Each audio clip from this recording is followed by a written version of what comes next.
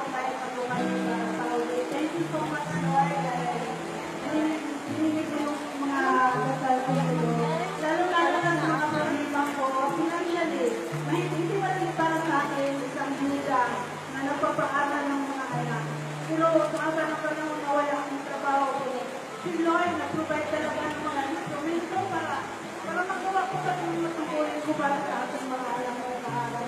Thank you so much, Lord. Ngayon, nag-nabigay sa mga anak ko dahil tutulungan ako ng anak ko na mapadahan ng Christian. Salamat sa Lord.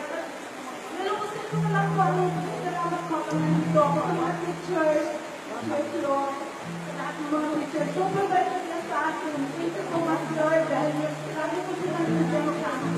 Salamat sa inyo sa lalo na po sa buhay na binigay ni Lord. Dahil alam ko ang buhay natin ay isang lamang. Salamat, Lord.